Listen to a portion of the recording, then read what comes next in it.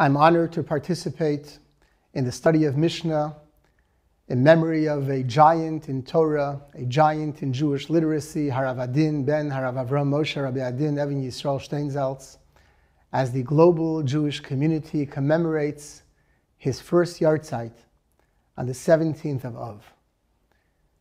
I'm honored to represent the administration, the faculty, the instructors, and the students of the Rohr Jewish Learning Institute, the JLI, who has benefited and continues to benefit immensely from the brilliance and wisdom of Rabbi Steinsaltz. His vast knowledge, his unique perspective in all areas of Torah and modern day life continues to serve as a fountain of inspiration and guidance to JLI courses, seminars, and educational offerings. I was asked to teach the chapter in Yuma, Tractate Yuma, chapter 8, where the Mishnah begins by teaching the mitzvah of afflicting oneself on Yom Kippur, the holiest day of the year.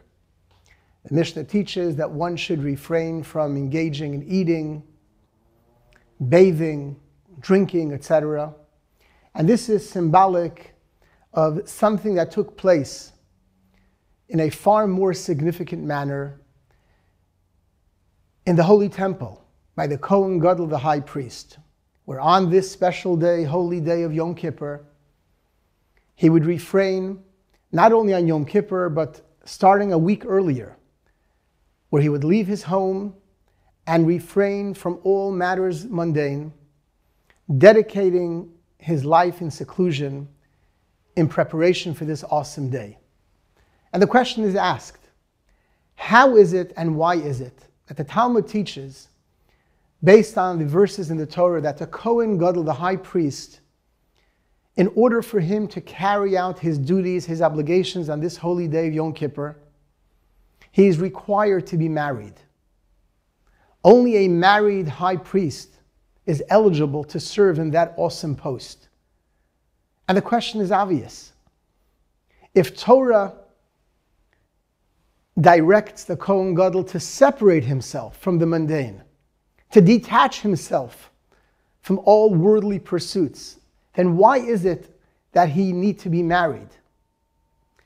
To answer this question, I would like to share a story that I heard firsthand from someone, a member in our community here in New York, who is a close disciple and family friend of Rabbi Steinsaltz. And he shared this with me, that as a child, as a teenager, growing up in Jerusalem, he was a gifted student, but he challenged his teachers, and he wasn't successful in one yeshiva, in another yeshiva, and at the young age of 15, he found himself out of yeshiva, working in the shuk and in stores and candy stores in Jerusalem. His parents, who were very close to Rabbi Steinsaltz, turned to Rabbi Steinsaltz for guidance in their despair, worried and fearful of what will be with their young teenager. The words of Rabbi Steinsaltz, he told me, continue to guide him to this very day. They brought comfort and direction to his parents then, and they guide him till this very day. Rabbi Steinsaltz told his parents that they need not worry, for God is not present less in the shuk of Jerusalem than he is in the study halls of the yeshiva. He's present equally in both places. He guided his parents to maintain that framework for their teenage son and incorporate Torah study throughout the day in different forms. And this was, at the time, and continues to be for him and his family, a pillar of guidance and direction. This is how we can understand this Mishnah and the illustration of Yom Kippur, the holiest day of the year and the holiest place of the world, the holy temple by the holiest person, the high priest. Yes, Torah encourages and urges and demands of the Kohen, as it demands of us, to separate oneself on this awesome day. We ought not drink or bathe and be involved in worldly pursuits so that we could meditate, we could be connected and focused on our prayers. However, that is only half the story, half of our mission. The ultimate goal is to take that sanctity, to take that kedusha, that holiness of the day, and find a way, allow it to translate, to be synchronized, to be synthesized with the ordinary, the mundane.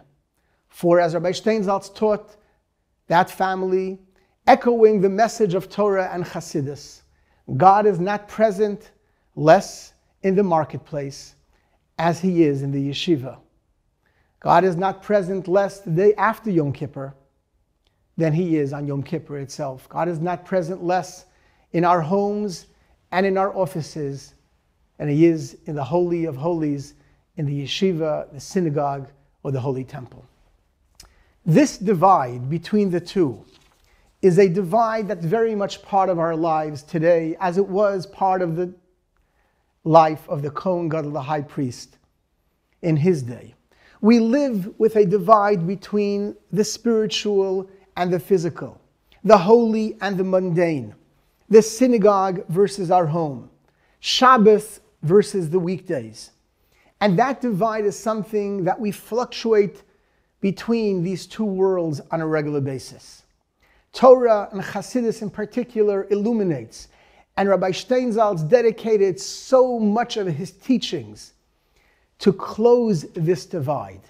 He dedicated his life, his teachings, his works to demonstrate to the worldwide Jewish community and beyond that there is no divide. The reason why someone like Rabbi Steinsaltz, who was on the one hand such a brilliant scholar, yet he found language to relate to apply to the ordinary mind and heart across North America, Europe, and the world, is because he demonstrated how the holiness of Torah, the messages of Jewish mysticism, is so applicable and could be and ought to be synchronized and brought to life in the day-to-day mundane aspects of life. This is also found in the conclusion of the holy day of Yom Kippur, which our Mishnah discusses. Maimonides, in his work of Law Mishnah Torah, says something very interesting. At the very conclusion of the day, in his laws pertaining to the avodah of Yom Kippur, the service of the high priest in the Holy Temple, Maimonides concludes by teaching us what those closing moments were like.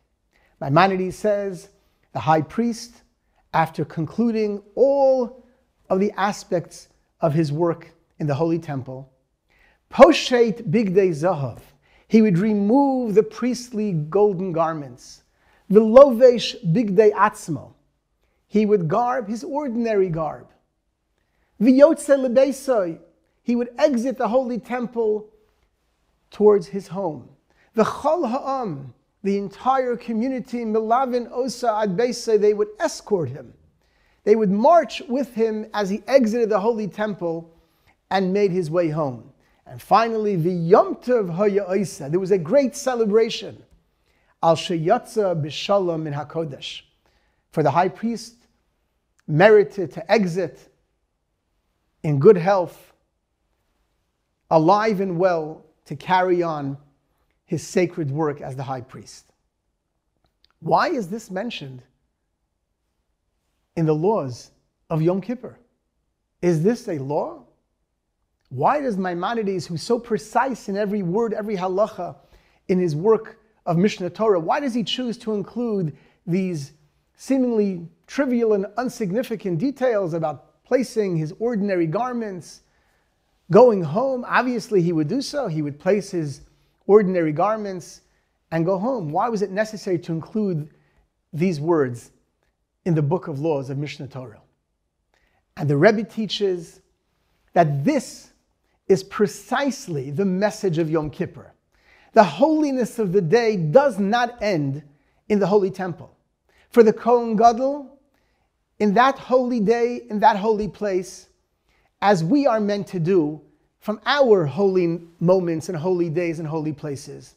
He is charged with synchronizing the holiness of the day, the holiness of the place, and transmitting it to the ordinary, to the mundane.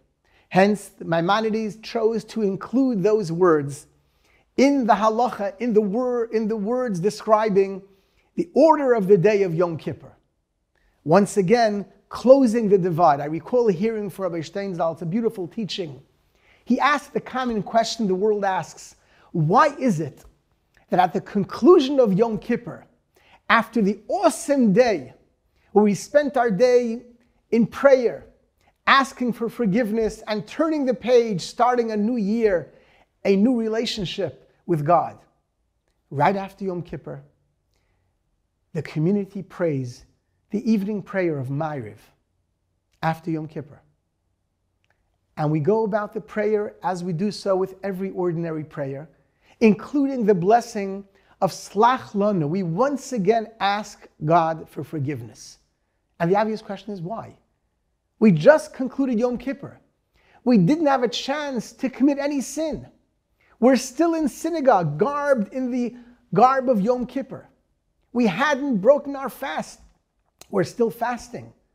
Why pray and ask God once again for forgiveness? And various answers are given. But Rabbi Steinzaltz, in his wisdom and brilliance, shared the following, which I share with you today. He said, after Yom Kippur, at the conclusion of this awesome day, we go about praying the evening prayer as though it was just another evening prayer. We begin praying Ma'ariv, and we do so as we would do on an ordinary night. And that is the Slach Lanu. That precisely is what we're asking for forgiveness. How is it, he asked, that after spending the day in holiness, surrounded by, immersed in prayer, how is it that we can just cross into the ordinary and not notice, not be impacted by the awesomeness of the day and just pray an evening prayer as it was just another Wednesday evening of the year? That is why we ask Slach Lanu. Forgive us for keeping the gap between the holy and the mundane. We ask for forgiveness for not properly synthesizing the two worlds together. This teaching, in so many ways, illustrates, symbolizes the teachings, the legacy, the brilliance of what Rabbi Adin Even Yisrael Steinzaltz has become known to, his gift to the world, to take the depth of Torah, whether it was in his commentary on Talmud, his commentary on Tanya, his teachings on ethics of our fathers, the Bible, the prophets, scriptures, Mishnah, every area of Torah. He was a brilliant scholar according to all standards, but equal to his brilliance was his brilliant ability to take the depth of Torah and apply it to the ordinary life for the ordinary person, demonstrating, as he did to that young teenager in the streets of Jerusalem, that God is not found less in the marketplace as he is in the yeshiva, in the study halls, and in the Holy Temple. And this reminds me of another story that I heard from Rabbi Steinzaltz. He was once approached and asked by someone who was beginning to re-engage in their Judaism and started to pray using the Siddur, the prayer book, every day. And at one point he turned to Rabbi Steinzaltz and he says, you know, the Siddur is so boring. We say the same words, we repeat the same words every single day. We repeat the Tefillah, the Amidah 3 times a day, reciting the very same words day in and day out. Without skipping a beat, Rabbi Steinzaltz turned to him and said, after we pray, we're meant to become a changed person. Prayer is meant to shape and mold and allow us to dig in and discover and identify with a deeper self, with our true, genuine neshama self. Hence, the next prayer, the Siddur, is a completely new Siddur. We are a new person.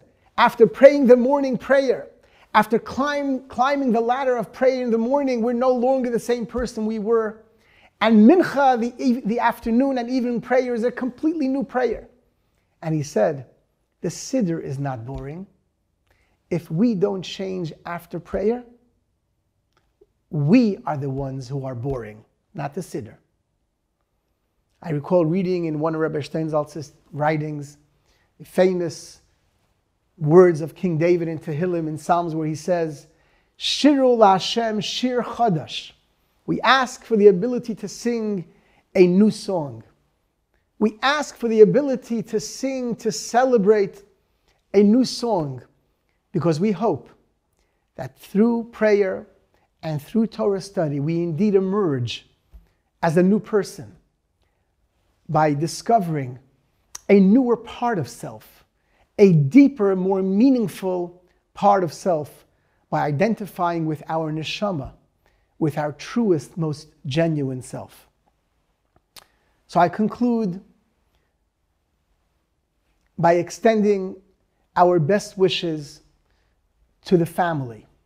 My dear friend, Rabbi Meni, who continues, along with the entire staff and faculty and friends and supporters of the Steinsaltz Institute on Legacy. May they continue to be blessed with the blessings that he received from the Lubavitcher Rebbe. May they continue to carry on with his blessed legacy, to bring the fundamental teachings of Torah, Jewish mysticism and Hasidus to the world in the unique signature manner that Rabbi Adin Steinsaltz merited to do during his lifetime, which continues well beyond his lifetime. And may we merit the day that we will be reunited with him and all those who departed.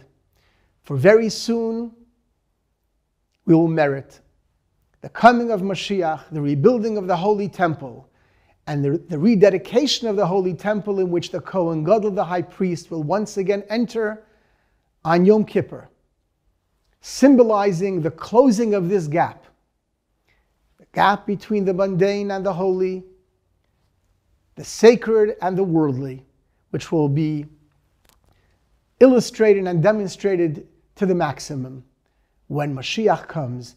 May that day happen very soon. Amen. Thank you.